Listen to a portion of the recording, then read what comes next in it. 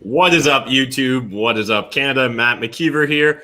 And in today's video, I thought we'd talk about maybe a variety of subject matters. So one, there's been a lot of different news articles about mansions recently in the news. Two, last Friday, I was chatting with you guys about how I'd love to buy a mansion. So I thought we could also maybe curtail that in. And three, it's actually, I was kind of busy this weekend. I didn't really get a chance to look at what new listings came up. So I thought, hey, maybe we can look at mansions together while we chat about principal residences, potentially taxes on principal residences, as well as looking at some of the big mansions that have been listed by Canadians for sale this year in 2021. So jump in the comment section, give me a thumbs up, smash the like button, do something to let me know you can hear and see me, because I'm kind of by myself again today. So Friday and today I am unsupervised. Peter, the producer, is away from the house. Almost never happens. So I am unsupervised without adult supervision. So let me know that you guys can hear and see me. But okay, awesome. Peter's in the comments. So at least I know that everything's going all right. So let's chat about this. Are you guys currently thinking about selling your house? Are you thinking about upgrading the house you live in? Or are you just planning on staying put wherever you happen to be? And one of the reasons I want to discuss this is, as the government continues to spend more and more money, you know, we're going to hear more and more rumors about taxing either mansions, taxing principal residence and the capital gains associated with it, or some sort of tax on capital gains after a certain amount. And all these things have a lot of different impacts, and you know, they could have really unintended consequences, in my opinion. And I naturally hear a lot of people thinking that this is going to solve some sort of housing affordability issue, that if you simply tax houses more, if you tax the rich, that will magically make houses cheaper. I really don't think that that's going to end up being the case.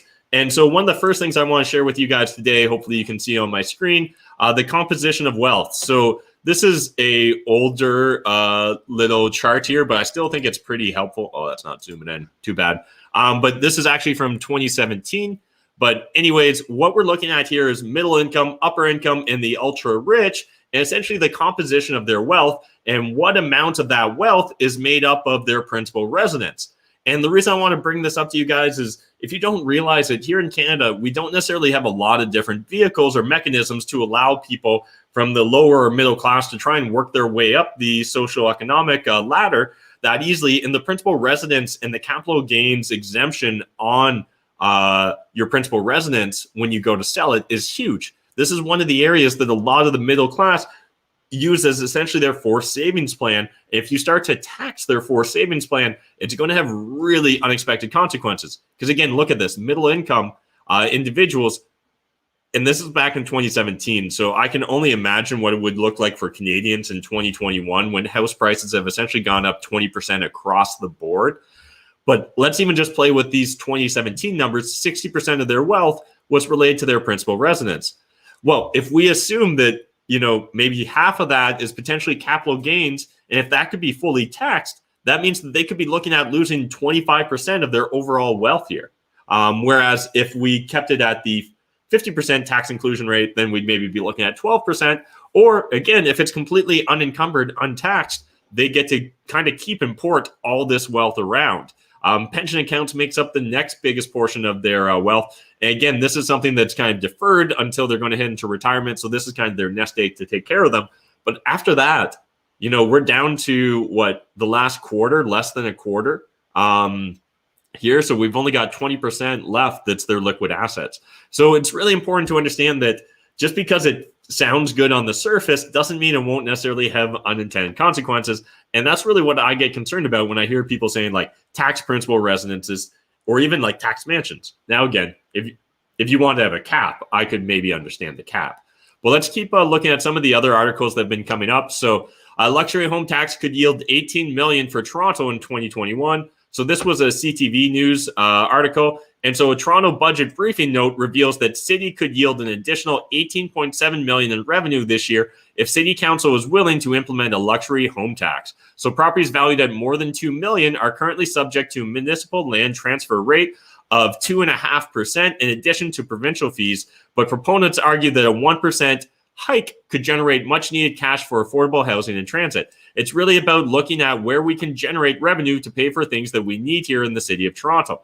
So I'm not going to dive deep into this, and I understand on the surface why this probably sounds like a good idea to a lot of people, but there will be unintended consequences. And the first one that immediately comes to mind is $2 million isn't what it used to be.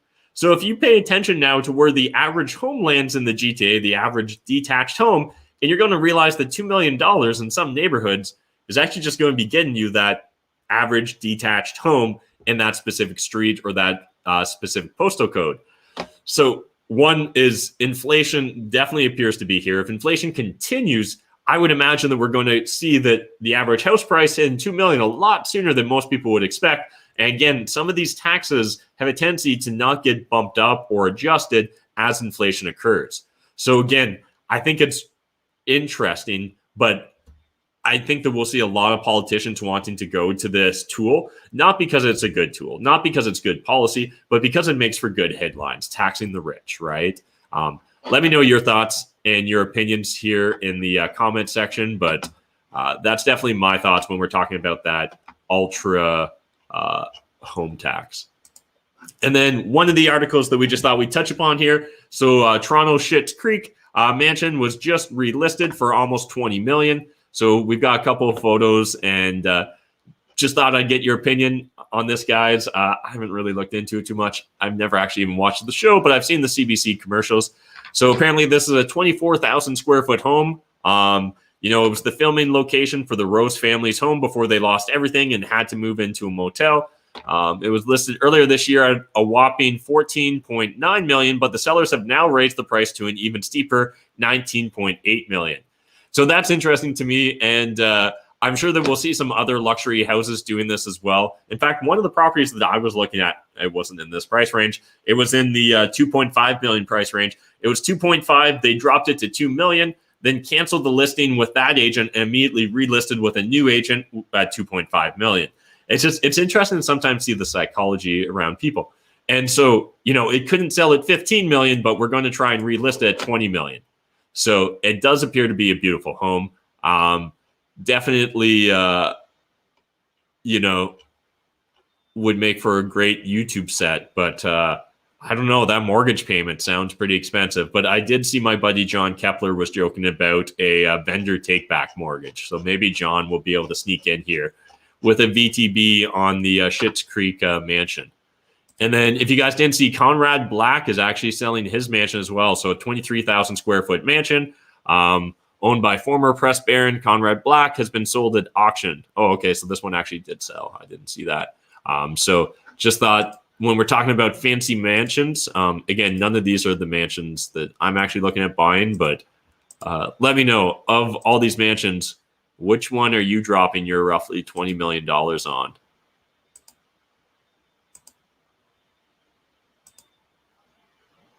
That's a nice pool area.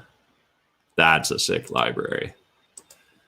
I would definitely like that library. All right. So then let's move on to the great one's house. So Gretzky's selling one of his mansions, or it's listed one of his mansions back in January. So again, just thought I would touch on the millionaires selling $1 million listings. So this one's for $29 million. But one thing that was interesting here was the Globe and Mail just had an article, the market for Toronto area mansions is heating up. Now, again, sometimes this could potentially be some fears or speculations about maybe a luxury home tax, right? Sometimes we see that pent-up demand ends up occurring earlier than it otherwise would have if people are speculating that a new tax could come in and be very prohibitive from a homeowner's perspective, right? So if we continue to see more and more governments or politicians leaning on the idea of either charging some sort of luxury home tax, charging a capital gains tax, or anything else like that, understand that could end up driving even more demand in the short term in the market while people try and purchase before the new rules come into place. But yeah, let's move on here. I'm going to bring up the screen share again, and let's I'm actually just going to look at properties now. So feel free to jump in the comment section. Hit me up with any questions that you guys got, any suggestions. We were looking at this one earlier or on Friday. I was showing you guys. Absolutely beautiful, but it is in Quebec. Some of you shared some good insights on Quebec. I don't know how much of a big deal the language is, to be honest. I feel like I could just live in my own little bubble and never really have to worry about the language police, but maybe I'm being naive. But anyways, let's go back to Realtor.ca. I'm going to put in my search criteria, see what recently has hit the market, and appreciate the love on the hat, Erica. I came downstairs without a hat and was too lazy to go upstairs to get my normal hat, so I decided I would just grab a hat that was near at hand. Let's start at half. So if you guys see any properties that get listed in the near future that meet my criteria, let me know. Ideally, somewhere in that half to 2.5. Love it to be in the more 1 to 2 range rather than on the higher end of my price range. And let's just see what's been listed for last week for now. And then obviously want that waterfront or an indoor pool. Let's see, anything get listed. Got a little something there. I'm just going to essentially pull up all the listings I'm interested in. We'll take a peek at them. If you guys got any questions, I'll answer them. And then otherwise, reminder, this is a Monday night, so I'll actually be back and live at 9:20 p.m. smoking weed. So if you guys have never watched a Monday night Matt McKeever marijuana madness, why not join me? Actually, there's a lot of properties got listed recently. What's going on? Someone lists like a little subdivision with a bunch of big lots, or is everyone just listing their vacation rentals? Huh. I guess just everyone's starting to list their vacation rentals. It's that type of year. It's pretty rare that I would get 97 listings within just a week time span. So that is cool. I like that. What do we got here in the comments? Johnny, Google Translate, LOL. Yeah. Alex, new to the real estate market. What should I aim to learn first? Alex, I think the first thing is let's just get familiar with some basic fundamentals. So, you know, I've got my online community, Cashflow Tribe. You can join that completely free. Just play around, check out the forums, ask some questions, get to meet some nice people. Take on some of the free courses we've got there. And then when you're ready to maybe dig a little bit deeper, I'd recommend upgrading to a paid account and just check out, again, all of the great courses we've got there. You can access it for $60 a month. Literally, if money's tight, access it for 1 month, binge all that content. Once you've got what you feel like is a strong foundational knowledge, so like, I already pulled that one up. Once you feel like you've got a strong foundational knowledge of the basics, then I'd really get out there, start networking, make that a priority, start meeting like-minded individuals, surround yourself with people that are actually doing shit. And then, sorry, there's some really cool looking properties here. We might have to turn this into a 2-parter, or I might be here all night. So yeah, that's what I'd start to do, Alex. And then when you're ready to really get dialed into the process, well, that shows up weird with the green screen. Interesting.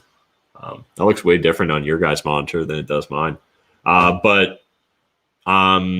the other thing I'd recommend you do is jump over to Instagram and grab my free ebook on, let's just pull this up here, on discovering your why. So once you have some basic understandings, also, if you guys aren't following this Canadian politician, I think he's worth a follow. But if I go to my profile, if you guys go to my profile and check out the link tree, you can actually download or get access to our free ebook. So really encourage you guys. This is a free, I don't know, like 20-page ebook I put together that will really just help you discover what it is you're trying to accomplish as a real estate investor. It will also help you set a SMART goal and gives you a couple examples of basic SMART goals. So I find a lot of brand new real estate investors don't even know where to begin when it comes to setting goals. And so I think that ebook could be very helpful. It's completely free. All you need to do is exchange your email address with us.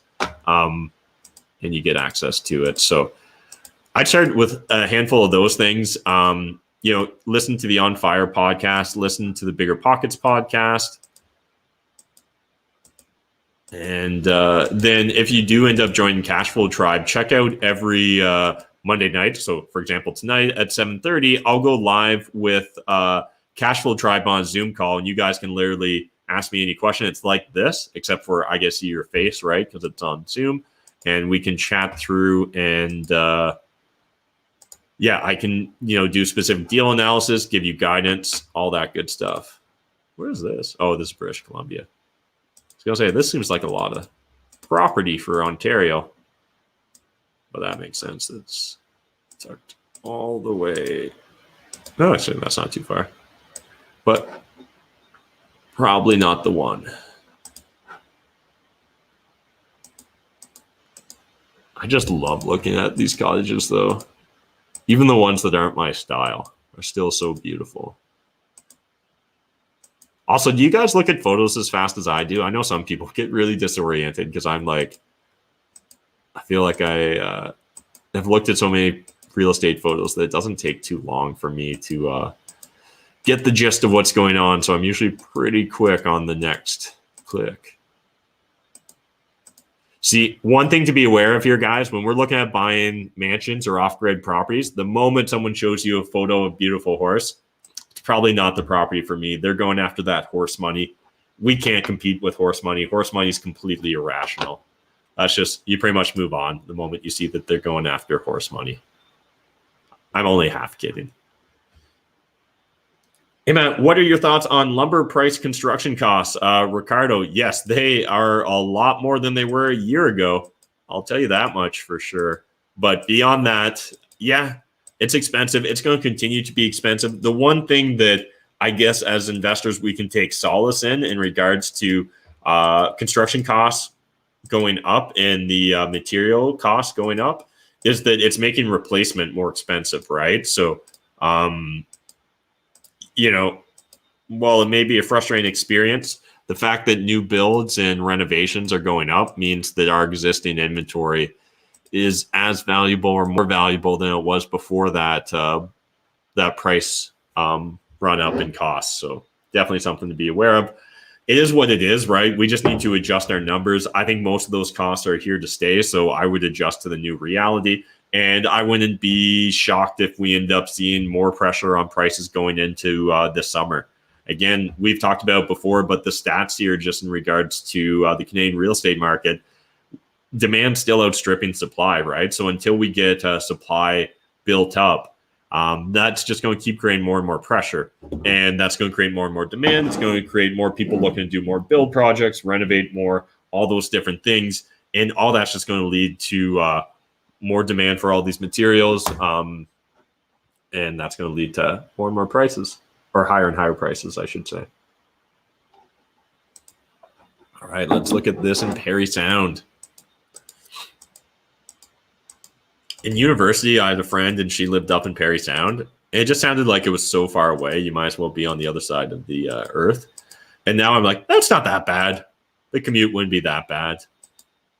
It's just funny how you can rationalize different things at different points in your life.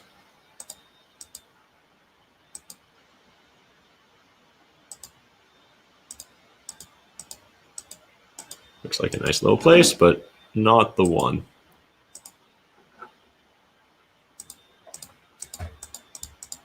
What else we got? Cashflow Tribe rules. Awesome. Appreciate the love, Tanya.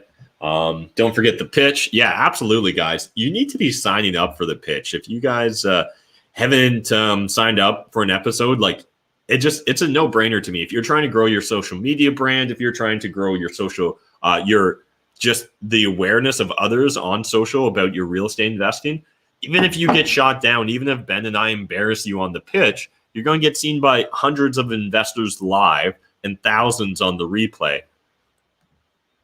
I think I used to have something very similar. That's probably vintage now, that Toronto Raptors.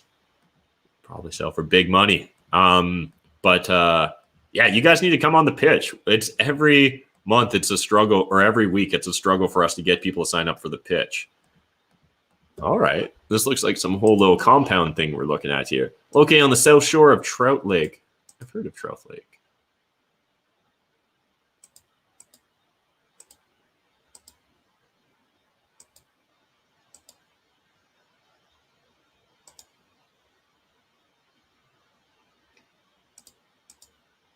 Right. That's a little far. But like I said, Perry Sound used to sound far. Now it doesn't. What else we got? Yeah, it did kind of look interesting. It's got a whole little lodge thing going on. So what do we got here? 450 feet of Shoreline Resort offers 7 fully furnished and equipped housekeeping cabins, a 2,300 square foot, 3-bedroom owner's residence, a ministry-approved water system that services all living quarters and cabins, rental boats and motors, including 2 pontoon boats, adequate docking for all rental and visiting craft, a small convenience store, a 20 by 40 heated, insulated drive-through garage for maintenance and storage requirements. The resort is turnkey, so come see Owl's Nest for yourself. I don't think that that's the one, but that's interesting. Well, they got a whole website here. How much land was this? Oops. Oh, it's still a small parcel, though. Yeah. What's the pitch? The pitch is a live YouTube show we do every Thursday night here, 7:30 Eastern Standard Time, where myself, Ben, the humble CEO, and a guest judge get pitched live by 2 investors. We haven't seen the deals in advance. They're not pre-vetted. Essentially, think of it as Shark's Tank or Dragon's Den, but for real estate. And people pitch us deals. Sometimes we do the deal. Sometimes we say no. Sometimes there's negotiations after the fact. But yeah, real people doing real deals, getting those real results.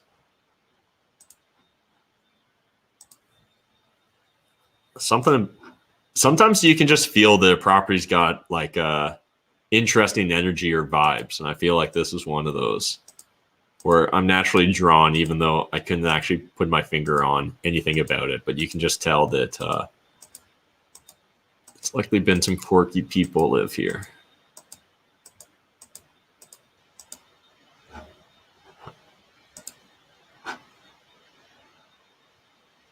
Interesting. Man, sometimes the renovations on these properties, though, just would be so much. Is this a whole, like, kind of a sauna? Seems like a weird setup, but interesting. Whatever that is. Seems like there's a lot of space there. Boy, would that be a big rental budget. 20 acres. Oh, it's not even on a real chunk of land. That's a hard pass. When will rappers catch on to horse money? Yeah, I don't know, Blue Thompson. Horse money, though. Horse money has emotions and deep pockets, I'll tell you that much. You don't want to get into a bidding war against someone that's passionate about horses and wants the same property as you. That's a recipe for loss. Yeah, that's not going to work. Parksville, British Columbia. I like this view.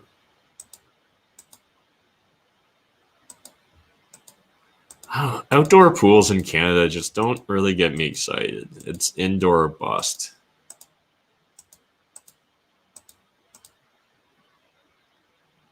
I watched the pitch, then connect with Mina last week. Now I will buy property with him in the future. That's awesome, Ricardo. Yeah, Mina's a great guy. He is a pure blood hustler. That is for sure. He just loves the hunt, loves the game, loves wheeling and dealing, negotiating, and definitely think he's destined to do big things. And I just love his energy. I can't actually remember, but I assume I've had him on the YouTube channel a couple times in the past. Have I? If I haven't, we should get Mina on. I mean, it's kind of a neat property, but Located at the north end of Galeno, 2-acre. Oh,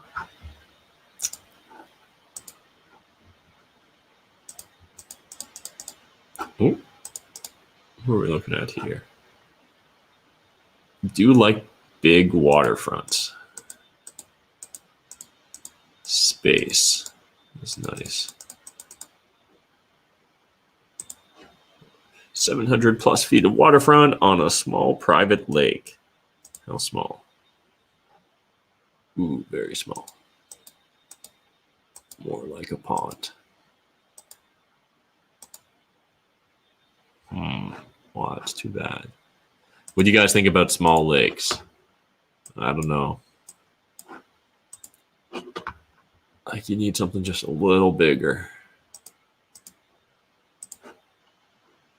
This living room, dining room, 3 main floor bedrooms, 2 bedrooms on the lower level. Yeah. Sure, it's great for someone, but not this guy. Going long on the horse market. Need to get on some horse NFTs. That'll be the play. That's the angle. All right, I'm going to look at a couple more properties. Appreciate those of you just chilling out, watching me look at properties. Let me know if you see anything you think I should buy. I haven't seen anything really jump off the page yet.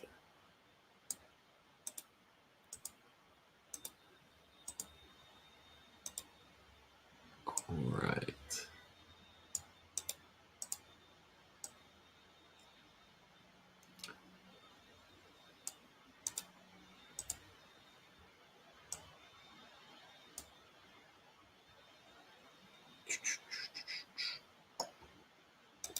Got a couple of these. And maybe we'll save the rest for tonight. We'll smoke some weed and look at some more mansions. Is there anything similar to a 1031 exchange in Canada? What do Canadian real estate investors do? Ricardo, we do not have a 1031 exchange. There really is nothing quite like it in Canada. The best thing that you'll find accountants like me will tell you about is, we can do vendor take-back mortgages, and you can do a tax deferral on the inclusion of that income. So you can look up like the tax deferral of a VTP up to 5 years. You can defer, essentially for simplicity's sake, let's say if you were to do 100% VTP, you could defer like 20% of the capital gains per year. So in the first year, we would only really have to recognize 20% of that income to be included. And then if you had your mortgage set up right, we could do another 20% inclusion for the next 4 years until we got to that 100%. That's realistically the closest thing you're going to find. Outside of that, like some other things that maybe will help you, research cash damming. Cash damming's like the Smith maneuver, but for real estate investors. So it can be a way to try and increase the efficiency of your portfolio. Obviously, the principal residence is there's no capital gains on that here in Canada. Now, you've got restrictions in regards to the amount of land and the value of the property. So you wouldn't necessarily be able to have like a 1,000-acre principal residence and have that capital gain be fully tax deductible. But all right, this probably took a weird turn to the interesting for me. So I'm going to have to focus on this a little bit more. But yeah, there was some thoughts there. What in the world is going on here? Got like a little tiny house community thing. There's some quirky designs. I hope we're in an unincorporated township. What in the world are you? All right, let's read this description. On the Bruce Peninsula, luxurious 3,000 square foot, 2-story masterpiece celebrates nature at its finest on this breathtaking, one-of-a-kind riverfront property. Just over 5 acres in total. Oh, I was hoping it was bigger, which includes 5 separate lots. This property offers 1,100 feet of private frontage on the Old Woman's River. Where is Old Woman's River? On the Bruce Peninsula. Okay, by line set. Interesting. That seems Expensive, actually.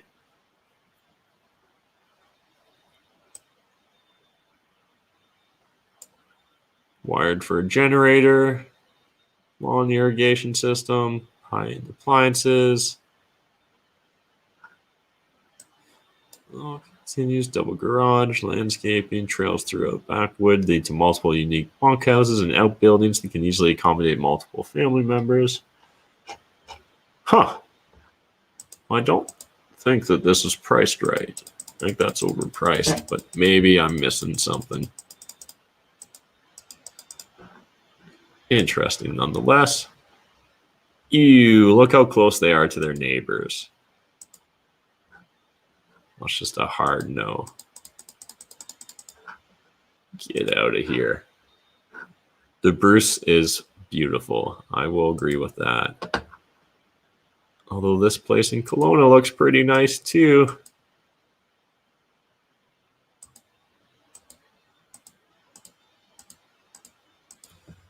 What do we got here? See, sometimes when they focus too much on the outside, you can tell we're not going to get much on the inside, it feels like.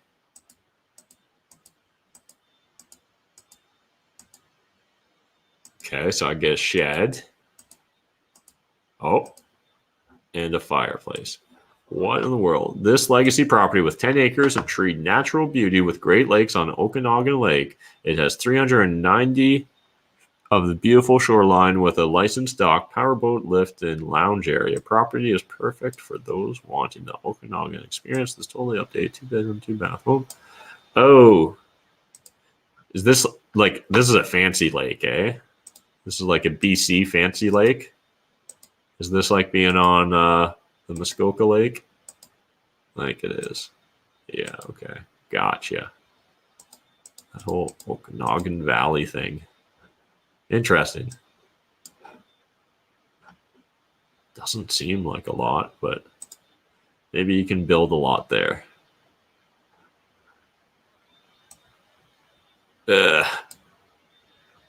I don't love the way that's phrased. If you wish to expand on the property, a preliminary environmental study has been completed for an alternative home site on the bluff. Sounds like it's going to be a whole pain in the ass trying to build there. Yes, I'm looking for a primary residence, Eric. So anyone's got any really sweet, awesome mansions in Canada, hook up your boy. A small lake waterfall doesn't count. A true waterfront should have access to big open water.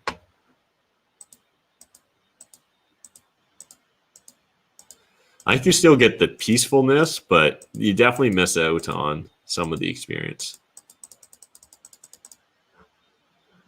Man. Guys, can we just all agree that Quebec's okay to live in, and can we just all go move to Quebec? Because, like, this is less than 800,000. This is ridiculous. You guys seen all the other shit we looked at for 800,000?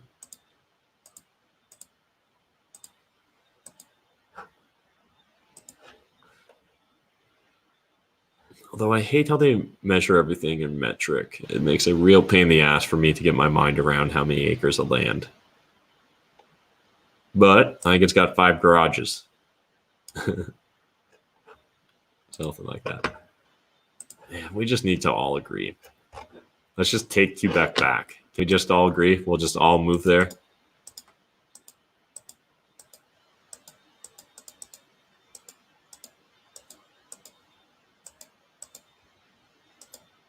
It's definitely time for me to get out the McMansion. All right. Well, I appreciate the 30 plus or 20, 30 of you that have humored me while I just looked at mansion listings. I hope you guys got some value from it, or if not, at least I hope you enjoyed hanging out with me. Appreciate it. And again, reminder, we'll be live tonight at 9:20. So if you didn't get enough of hanging out with me, we'll do it again later tonight. The only difference is I'll be high. I'll see you guys there on the next video. Thanks, guys.